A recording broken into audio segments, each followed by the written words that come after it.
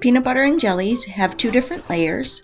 The first layer we're going to prepare is a raspberry jelly, and the jelly's thickening agent is going to be pectin, and the apple compote for this recipe we are going to create by cooking down an apple.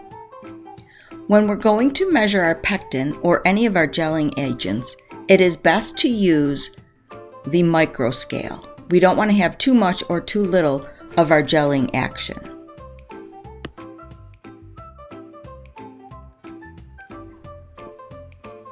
Whenever we're using pectin, we always want to mix it with granulated sugar before we add it into our mixtures. So we're going to whisk it up until it's fully incorporated, and then at this point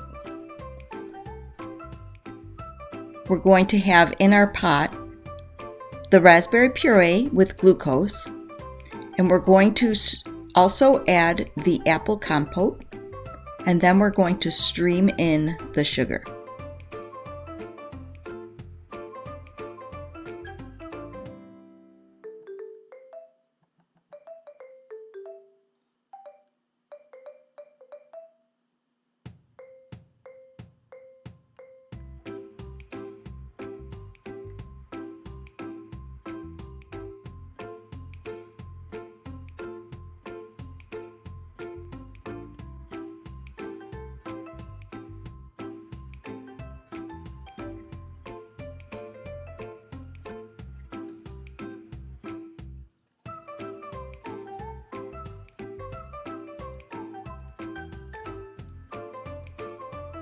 So the pectin sugar mixture has been added. We're going to whisk it up nicely, and then we're going to place it on the stove.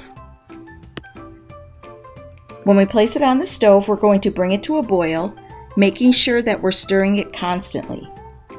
Once it comes to a boil, we're going to add the larger portion of the sugar and return it back to a boil, stirring constantly.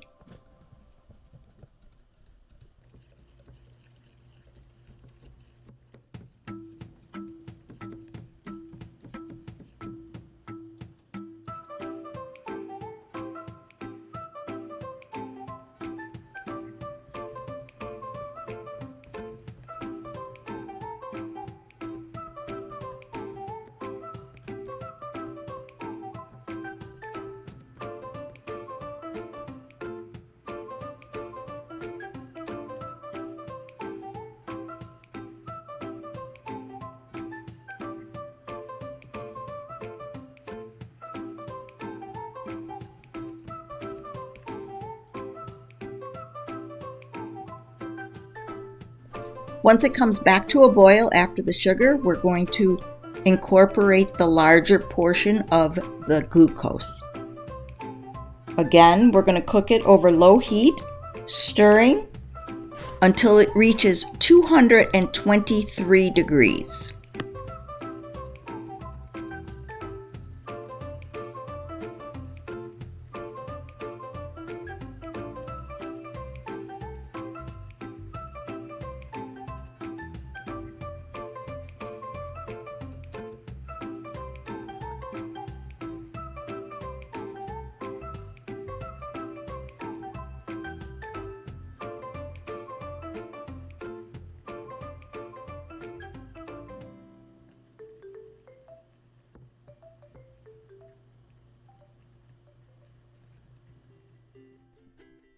When the mixture reaches 223 degrees, take it off the heat, add the fresh lemon juice, stir, and then we will be depositing it into the pan.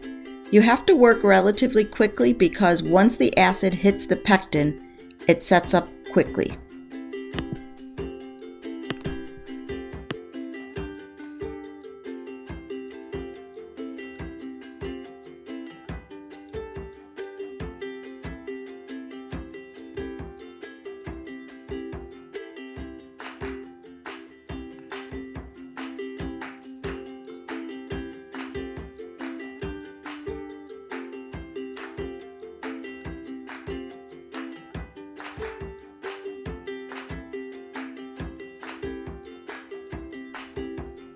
Spread the jelly layer in as evenly as possible.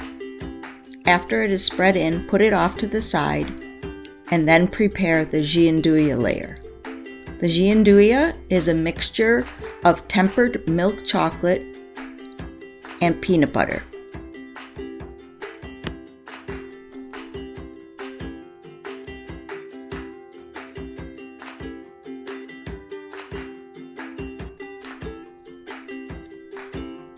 We will just table 3/4 of the chocolate, and we're going to give it kind of a quick temper. We're going to cool it down, and then we will add it back into our chocolate. At that point, we will stir in the peanut butter.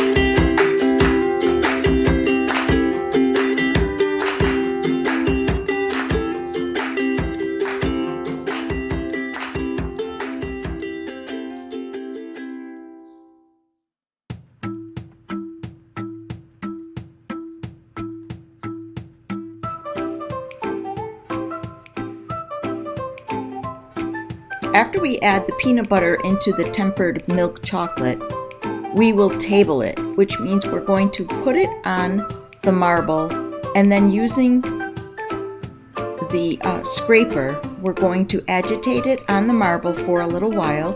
This helps crystallize the chocolate, and it will set up a little bit quicker for us.